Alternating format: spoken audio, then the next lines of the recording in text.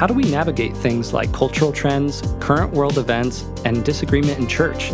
Honest Conversations is a deeper dive into some of your important questions that we don't always have time to cover in a Sunday morning service. Ready to dive in?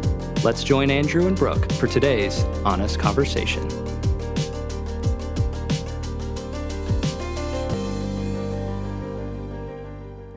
Part two, how to talk to kids about tough topics, sexuality being one. We were saying that it used to be a thing that was kind of within the adults and the adult conversation, and now kids are experiencing it every day at school, with friendships, with others, parents. Yeah. So how do we talk to kids about this? How do we talk to our kids about this? Thank you for getting me back on track. So the reason that we pause this is that I can't answer the question that is before us without going closer to the center first. So the question before us is, how do I talk to our kids about sexuality? Because we're living in a world where they're getting presented perverted sexuality all the time, even down into grade school, early grade school, depending on where you're at, and all kinds of different things. Where that really, the center that we have to go back to is, who is a parent and who am I as a parent and what's my role as a parent? Because those questions are then going to be the things that ripple out into the question of like, okay, so how do I talk to my kid about sexuality? So the first things first is that the Bible is really clear. One of the most underrated verses in Scripture is raise up a child in the way they should go. It is such an underrated parenting verse because it really does provide the launch pad for all of the complications of parenting. It tells me as a parent what my role is as a parent, because that's one of the questions. Like, am I here to foster my kid becoming whoever he is? Am I here to get out of her way so she can thrive and succeed? What does thrive mean and succeed mean? Is that money? Is that grades? Is that personality? Is that whatever their sexuality is, and that's just who they are, and then therefore that's how God made them to be because they're made in their image? It goes into all the stuff we've talked about. Their friends, do I just let them do their deal? I don't want to control them and force them to church because I don't want them to get bitter, but I also don't want them to never go to church because where else are they going to, you know what I'm saying? Wow, who am I? What's my job here? Yes. And so the word of the Lord starts with raise them. Raise them. You are the adult. They are in your house. Raise them. You are raising them up. They are, we all know, full humans, full on. There's a lot of human in that little body, You're telling me. Yeah, totally. It's like, that's a person. Yeah. Still small, young, undeveloped, entrusted to you by God as a gift and a reward. Not a hassle.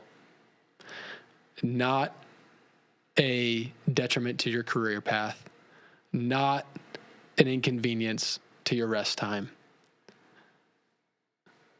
A child. Raise them. So I am taking that child up into the things of God. Raise them up into the call of God, up into the things of God, up ascending the hill of the Lord. Raise them up in the way. There is a way, and his name is Jesus. It is not my way. It is not my child's way. It is not my child's teacher's way. It is not my child's friend's way. It is not my neighbor's way or the parenting book that I read, their way, or the podcaster or the blogger or all of these people. It is the way, who is Jesus. So I need help going along Jesus's way. So I need some really smart, godly psychologists and bloggers and friends and pastors and all those sort of things, but only who are taking me in the way of Jesus. So you are to raise up your child in the way that they should go. I love that the word is should. We need to know that the word is should. Mm-hmm. There is a way that a child should go, and it's my responsibility to raise them up in that way. It's not the way they want to go. They feel like going. It's the most way that they just want to do their thing, and I'm just here to lift them up and get out of their way. No, you are not. You are here to raise them up in the way they should go. There is a way your child should go, and it's your responsibility before God to raise them up in that way. Now, of course, it's a person who can make his or her own decisions, and that gets more complicated the older that they get. But as far as a parent goes, that's my commission and responsibility before God, is I'm creating an environment that is constantly and consistently in the love of God and in the power of God and in the clarity of God, raising up this child in the way that this child should live. So we've got to do that in our homes. We've got to do that in ourselves first. So, hello, Andrew, are you living in the way you should go? Do you even know the way you should go? What is the way a man should go in his life? Do I know that? Do I live that? And then am I raising my son in that? What is the way a woman should go? What is the way a Christian should go? What is the way a husband should go? What is the way a wife should go? What is the way a brother should go? What is the way a sister should go? Do I know that? Am I living that? And now am I raising up my sons and daughters in that? So I was like, well, shoot, parenting sounds like it's actually a real thing. It's like, heck yeah, it's a real thing. It's a real thing, and everything, it's central. It orients around all of this. So the way I treat my wife is a way I parent my children. You know, when I spend time with God in the morning, I'm doing it for me, but I'm doing it to raise up my children in the way that they should go. This is like major soapbox episode, but here we are. Go for it. So how do we talk to our kids about stuff is we have to know what we're talking about. I have to know what I'm talking about. And a lot of times people don't know how to talk to their kids about stuff because they don't know what they're talking about. And none of us are very comfortable talking about things that we don't know what we're talking about, which is totally understandable. But the answer is figure out what you're talking about, not ignore it, because somebody is talking to them and is going to talk to them. The world is shouting at them. Their friends are going to shout at them. Other parents, TV shows, movies, books, magazines, commercials, politicians, whoever. They're being talked to. They're created to want your voice and value your voice the most. So let's take advantage of that opportunity and be faithful to that responsibility and talk to them about life. So step one, be responsible as a parent and understand, wow, this is my responsibility and this is my opportunity to shape the life and speak into the life and discipline the life and love the life and cultivate this life in the way that this child should go. So we've got to start with knowing what we're talking about, and then we have to talk about it. And that's where you have to be in your child's world to know who is your child, where is he at, what is she thinking about, what is he hearing, what is she worried about, what did his friend tell him, what show is she watching, do you know about that, are you actually monitoring that, are you aware of that, what school does your kids go to and what are they teaching and what are they not teaching, who's the teacher and what's going on in the classroom? Does that line up with your different values? Where it doesn't, are you properly offsetting that and establishing that in your child? If your child is in a, kind of a typical 5-day-a-week school, it's like, are you involved enough to properly raise that child up in the way he or she should go, knowing or given the reality that your child is in somebody else's classroom for 40 hours a week? So that's not necessarily saying don't send your child to a 40-hour-a-week school. It depends on a whole lot of things, you know, and even if it's like, yeah, the school doesn't line up with the values, the teacher doesn't line up with the values, I'm not even necessarily saying blanketly don't send your child there. I'm just saying know what you're dealing with and be responsible for your decisions. And we've got to be that involved with our kids, not because we're scared, but because it's our gift. It's our opportunity to love and cherish and cultivate this life. And that's 24/7. Not that I have to be around 24/7, but I am the one that is responsible for raising up these children in the way they should go. So I need to be responsible for that start to finish. What's going on in my home and what are they a part of outside of my home? Because I'm trying to sow the seed of the kingdom so that they then produce a harvest of righteousness and peace. You know, I'm trying to discipline them as the Father disciplines me, not because I hate them, but because they're not illegitimate children that I don't love. They are children that I do love, and I'm raising them as sons. I'm raising them in the things of God because it's not pleasant right now at the time, but the promise of God is that later on, the discipline of God produces a harvest of righteousness and peace for those who have been trained by it. And I have been given that responsibility, and I've only got these 18 years to do it, really, you know, and there's all kinds of stuff there. But so how do we talk about this? Yeah. We have to know what we're talking about, and we have to be in our kids' worlds enough to know what do they need right now, and then do it. Give them what they need. Do what is needed, even if it's not what you would prefer. You know, like when we get into younger kids, like the age where my kids are at, one of the questions is just like, how do you just have the sex talk in general, let alone all the stuff, like whatever all the stuff is, you know? Right. And so that question, you know, that question is part of all the conversations of school and media and all those sorts of things. That's like, well, I don't really want to be backed into a corner on that one. So what can I do to try not to get backed into a corner? Like I would prefer that. So, yeah, you know, like I would prefer that my 8-year-old daughter doesn't come home and ask me why 2 girls in her 2nd grade class are girlfriends. I don't really want to deal with that. And I don't want her to deal with that. I don't want to be put into that corner or whatever. So it's like, can I avoid that? How can I? Can we financially? You know, so I'm not prescribing things. I'm just sharing. I'm just, am I going on the right? Is this helpful here? It's all helpful. Okay. Yeah. So like we just need to be, my point is we need to be thinking about mindful. These things. Right. Yeah. Now, that being said, my 6-year-old son and I were out 2 weeks ago at a fast food burger spot that he loves, and the person who brought us our food, there was something going on there, and the person, we have a 3-second interaction with this person, and the person walks away, and my 6-year-old son goes, is that person a boy or a girl?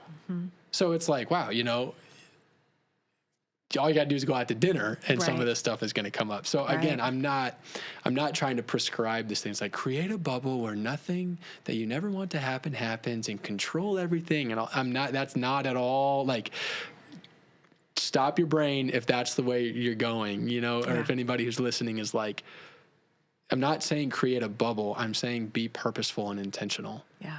And we've got to start from the foundation that, honestly, I am involved in my children's lives. I'm involved in what's going on there. I have relationship enough to where they know they can come ask me questions. I'm asking them questions to know, what is it that you're seeing? What is it that you're hearing? Oh my gosh, we were watching Dude Perfect, you know, on YouTube, and that ad just came up. And it's like, oh, here we are, you know, and there's a question, or is there? Did they notice? Are they asking a question? Right. And then it's like when the questions come, whether you're comfortable or not, you've got to speak the truth, and you've got to set foundations, and you've got to do that. And so there are times. Anyways, I'm going to stop. I've been talking for so long. No, it's all good. Help me out here. Well, no, I don't need to. I think everything you've been saying is incredibly clear. It just sounds to me like you're saying you have to be really intentional about creating the space, because some parents will say, I can't even get out of my kid how school was that day. Right. You know, like good. Totally. Good. Totally. how do I foster a relationship with them that encourages them to open up? Totally. Yes. And it sounds like you're saying make the space for it. Go out for burgers, maybe even plan, a father-son day, go hiking, like, I don't know, is it devotions at night? Practically speaking, every kid is different. So I'm not asking for a blanket solution, but what are some tips that you would kind of offer parents for fostering that Great type question. of open dialogue? Great question. Such a good question. So, that's really helpful too, because I think that'll help me help make it clear. I'm not trying to prescribe specific activities because, people's schedules and I'm not sitting here on a podcast, and I'm for sure not saying I'm the one who's got it figured out. The only reason I'm sharing my examples is just to give a little bit of examples of experience, not examples of, I could even say success. My oldest child is 8. So right. I'm not trying to speak out of personal expertise. So what are the principles that are here that are biblical and godly to help set us on the right trajectory as parents? Does that make sense? Right? Yeah. And so, yeah. And without prescribing if you spend 4 hours a week on dates with your kids, everything's going to be great. Right. And it's does that mean dads can't travel and I have to coach every baseball game? I'm not going down that road, because that's not the first place to start. What are some of the principles in play? So what was your question? Tips on practical ideas on how to foster open dialogues with your kids. Okay, good. So, the first thing is it has to be a personal priority and a value. Because if I don't value that, I won't prioritize it and I won't lean into it. I may even try a couple things because I'm I know I should, but it didn't really work. So, darn. I guess my kid's just doesn't want to talk. It's it's not really an option. That's where we need to get into. I'm no, this is my job to create an environment in this family where we're aiming towards these relationships, we're fostering these relationships. And this, even me saying this is so convicting personally, because I'm oh my gosh, it does take a life orientation first around my family and around my children, around my wife. And so I have to have the personal value to say I'm going to aim for this and I'm going to pursue this as a priority in my life and put it first in my effort and in my priorities. So that I'll leave that there, but that trickles down into everything. Yeah. It trickles down into entertainment decisions and getting my own time and space and first things have to come first. So what's a first thing? Yeah. And then executing on that. So I first have to have the personal value of it. I have to be on the same page and unified with my wife. So couples need to be oriented towards this, because we've got to go after this on a unified front for sure. And the father has to set it as a priority of the household, and so does the mother. When the father does it, it makes it easier and more powerful for the mother. And if the father doesn't do it, the mother can, but then the kids are missing what they're supposed to get from their father. So there's something that the father brings that only the father brings. There's something the mother brings that only the mother brings. And then there's something powerful that happens when we're all in this together, Mm-hmm. So let's do this together. Let's go after relationship with our kids together. And sometimes you're going to get through to them and sometimes I am, and each kid's going to be different and, all of that sort of thing. But this is a we thing. We're in this together. So what decisions are we making to make space for this? What are school, entertainment, friends coming over, evening schedules, all of these sorts of things. Like, how are we orienting around this? How are we being purposeful with the 10 minutes from when I pick them up from school to when I don't, and the 10 minutes before they brush their teeth and they fall asleep? And not 10 minutes, like 2 hours for us, but you know what I'm saying? Like, where are the moments that I'm being intentional to invest relationally? Because and how am I growing in that skill? How am I growing in that awareness as an individual, as a person? How am I learning how to connect with my kids and giving it time and not putting the pressure on myself or for them that, like, the first time I ask, so how was school today? You know, and I'm asking with that hope of, like, this is going to be the time that they spill everything and they share their heart with me. And then they're like, fine. And you're like, no, I knew it wouldn't work. You know, God is far from me and I'm terrible at parenting. You know, it's like, no, we've got to do with the Lord. We've got to give ourselves grace. And then, so the third principle is we've got to be praying into this. You've got to be praying that this happens. Like, oh God, please help my children open up to me. Help me open up to them. Yeah. This goes two ways. Like, how do I open up with my kids? It's like, you're a human. How do I have relationship with you? You know, it's just a huge opportunity and a huge gift. So I've talked so much. I'm glad. But I'm glad. I don't have to ask as many questions. No, it's good. I know you can ask more. I'm just saying as far as tips. Yeah. You're asking about tips. Yeah. It's got to be personal priority. It's got to be unified, and you have to pray. Yeah. I love that you touched on you have to be open with them. I remember, this just came to my mind. I remember when I was a kid and I didn't know I was, but I asked a question of my mom that she was not ready for. And she bristled, you know, and it was almost like, almost a little bit of anger of like, why would you ask that? Right? Yeah. She wasn't ready for it. Totally. And there's a chance that a lot of us parents aren't going to be ready when the questions come. Oh, we never are. Right? We always thought it was going to be 4 years from now. Right. And so I love your advice that we've got to deal with ourselves first so that when those questions come, we are ready. Because what happens and what message I got as a little girl was never again. Don't ask. Don't ask. Yep. Don't go there. That is off limits. Yes. And that wasn't my mom's intention, you know? Course not, right. Of course not. And so, but it's a good reminder to know that, that it starts with us. And absolutely. I love that you began there. Yeah. And I think we'll kind of close there that, you know, we've got to be praying. We've got to be intentional, you know, but it starts with us. Yeah. I mean, I'll just kind of add to that since we're talking about it and I have a microphone. You haven't said enough, Andrew, please. No, I'm kidding. I know. No, it does go back to, like you said, we've got to deal with ourselves. And when we do deal with ourselves, we are going to react so much more differently. And this goes into the whole point of the podcast even more broadly, which is we've got to think through these things and get solid on what do we believe about the things that matter the most, and why do we believe that? So that when those get pressed on, we're not just reacting out of fear or insecurity or even just raw emotion or opinion or whatever, so that we can actually be built on the rock. So that when the waves and the wind come, we don't come crumbling down in all of its various ways.